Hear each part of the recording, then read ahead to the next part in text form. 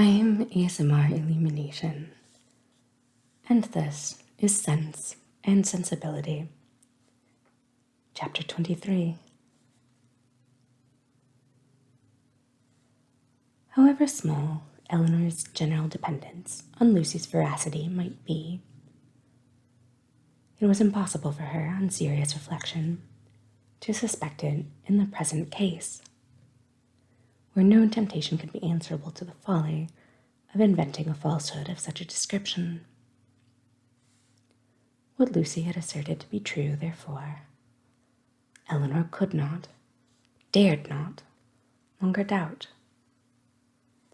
Supported as it was, too, on every side, by such probabilities and proofs, and contradicted by nothing but her own wishes. Their opportunity of acquaintance in the house of Mr. Pratt was a foundation for the rest, at once indisputable and alarming. And Edward's visit near Plymouth, his melancholy state of mind, his dissatisfaction at his own prospects, his uncertain behavior towards herself, the intimate knowledge of the Miss Steeles as to Norland and their family connections, which had often surprised her. The picture, the letter, the ring, formed altogether such a body of evidence as overcame every fear of condemning him unfairly, and established as a fact which no partiality could set aside, his ill treatment of herself. Her resentment of such behavior, her indignation at having been its dupe, for a short time made her feel only for herself. But other ideas, other considerations soon arose. Had Edward been intentionally deceiving her? Had he feigned a regard for her which he did not feel? Was his engagement to Lucy an engagement of the heart? No. Whatever it might once have been, she could not believe it such at present. His affection was all her own. She could not be deceived in that. Her mother, sisters, Fanny, all had been conscious of his regard for her at Norland. It was not an illusion of her own vanity. He certainly loved her. What a softener of the heart was this persuasion! How much could it not tempt her to forgive? He had been blamable, highly blamable, in remaining at Norland, after he first felt her influence over him to be more than it ought to be. In fact, he could not be defended. But if he had injured her, how much more had he injured himself? If her case were pitiable, his was hopeless. His imprudence had made her miserable for a while, but it seemed to have deprived himself of all chance of ever being otherwise. She might in time regain tranquillity, but he, what had he to look forward to? Could he ever be tolerably happy with Lucy Steele? Could he? Or his affection for herself out of the question? With his integrity, his delicacy and well-informed mind, be satisfied with a wife like her? Illiterate, artful, and selfish. The youthful infatuation of 19 would naturally blind him to everything but her beauty and good nature. But the 4 succeeding years which, if rationally spent, give such improvement at the understanding, must have opened his eyes to her defects of education, while the same period of time, spent on her side in inferior society and more frivolous pursuits, had perhaps robbed her of that simplicity which might once have given an interesting character to her beauty. If in the supposition of his seeking to marry herself, his difficulties from his mother had seemed great, how much greater were they now likely to be when the object of his engagement was undoubtedly inferior in connections, and probably inferior in fortune to herself. These difficulties, indeed, with a heart so alienated from Lucy, might not press very hard upon his patience, but melancholy was the state of the person by whom the expectation of family opposition and unkindness could be felt as a relief. As these considerations occurred to her in painful succession, she wept for him more than for herself, supported by the conviction of having done nothing to merit her present unhappiness, and consoled by the belief that Edward had done nothing to forfeit her esteem. She thought she could, even now, under the first smart of the heavy blow, command herself enough to guard every suspicion of the truth from her mother and sisters. And so well was she able to answer her own expectations, that when she joined them at dinner, only 2 hours after she had first suffered the extinction of all her dearest hopes, no one would have supposed from the appearance of the sisters that Elinor was mourning in secret over obstacles which must divide her forever from the object of her love, and that Marianne was internally dwelling on the perfections of a man of whose whole heart she felt thoroughly possessed, and whom she expected to see in every carriage which drove near their house. The necessity of concealing from her mother and Marianne what had been entrusted in confidence to herself, though it obliged her to unceasing exertion, was no aggravation of Elinor's distress. On the contrary, it was a relief to her to be spared the communication of what would give such affliction to them, and to be saved likewise from hearing that condemnation of Edward which would probably flow from the excess of their partial affection for herself, and which was more than she felt equal to support. From their counsel or their conversation she knew she could receive no assistance. Their tenderness and sorrow must add to her distress, while her self-command would neither receive encouragement from their example nor from their praise. She was stronger alone, and her own good sense so well supported her that her firmness was as unshaken, her appearance of cheerfulness as invariable, as with regrets so poignant and so fresh it was possible for them to be. Much as she had suffered from her first conversation with Lucy on the subject, she soon felt an earnest wish of renewing it, and this for more reasons than one. She wanted to hear many particulars of their engagement repeated again. She wanted more clearly to understand what Lucy really felt for Edward,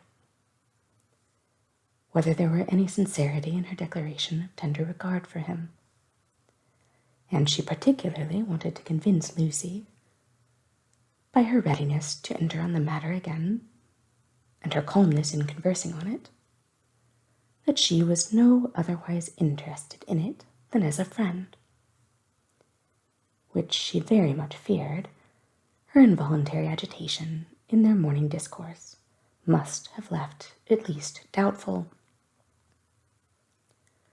That Lucy was disposed to be jealous of her appeared very probable. It was plain that Edward had always spoken highly in her praise, not merely from Lucy's assertion, but from her venturing to trust her on so short a personal acquaintance, with a secret so confessedly and evidently important.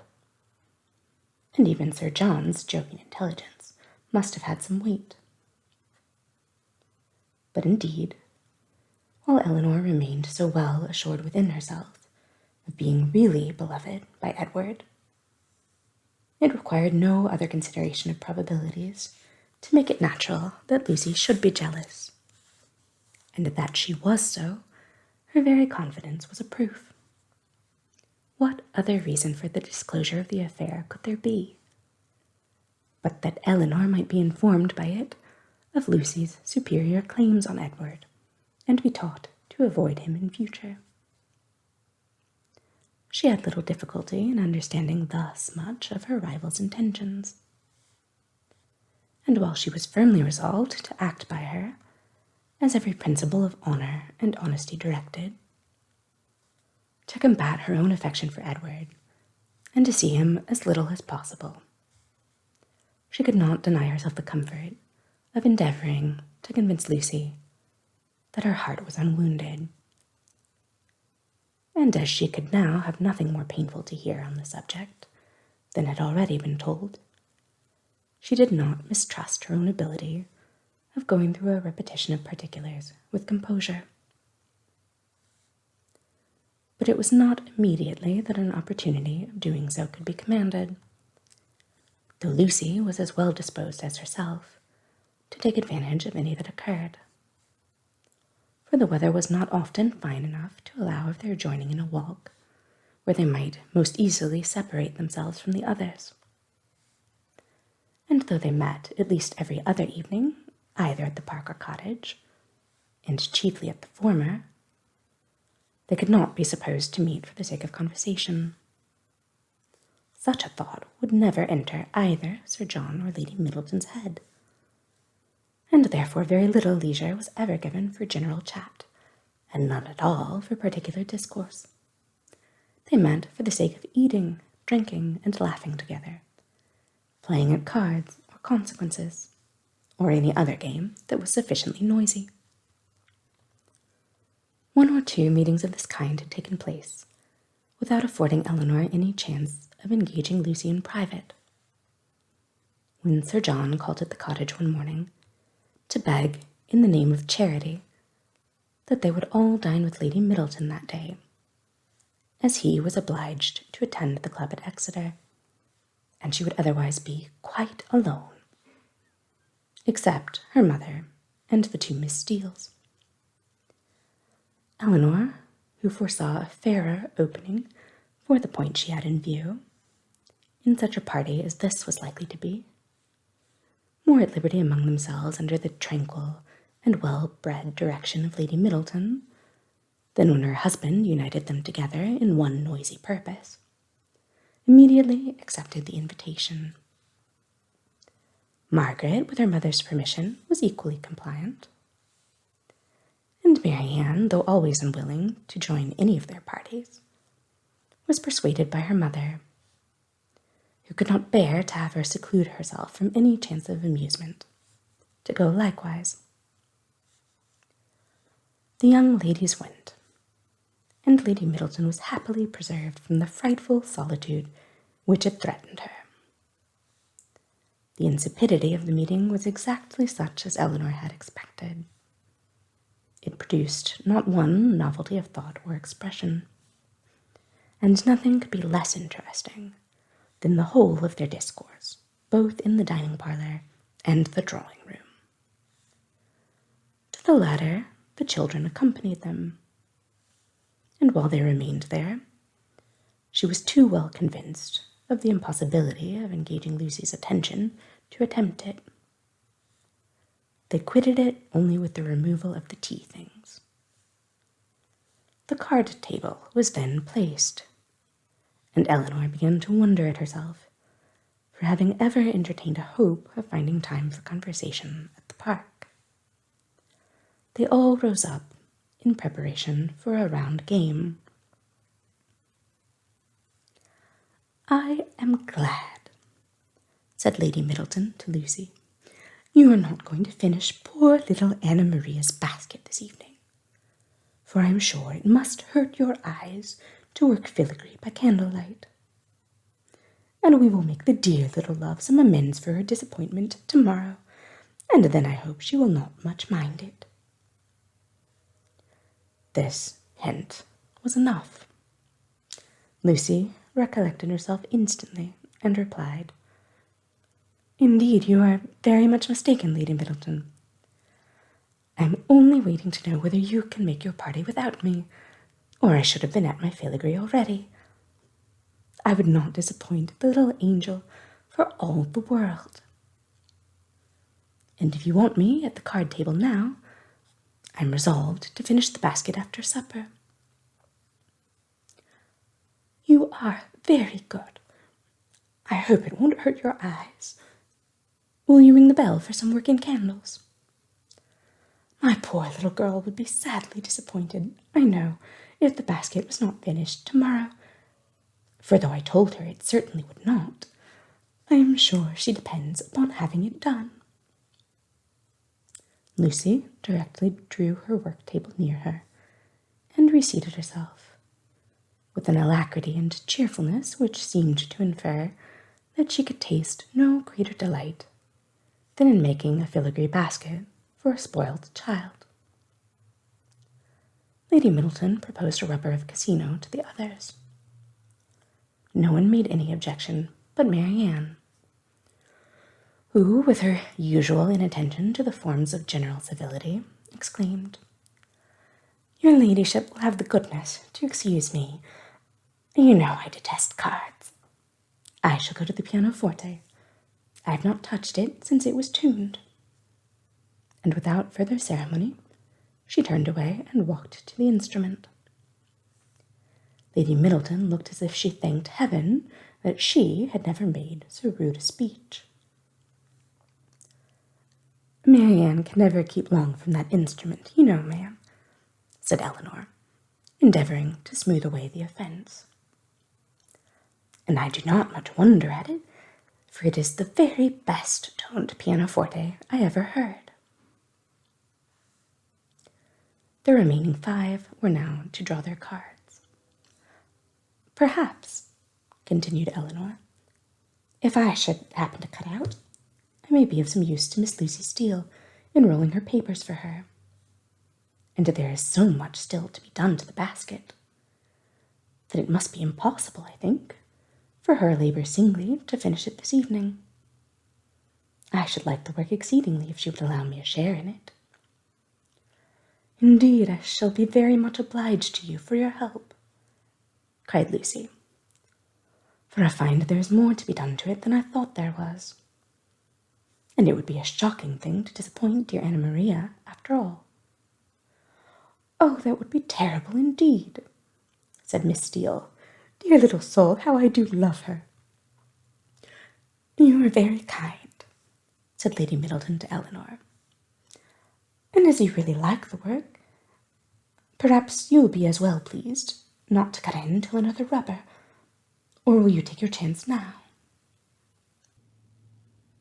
Elinor joyfully profited by the first of these proposals, and thus, by a little of that address which Marianne could never condescend to practice, gained her own end, and pleased Lady Middleton at the same time. Lucy made room for her with ready attention, and the 2 fair rivals were thus seated side by side at the same table, and with the utmost harmony engaged in forwarding the same work.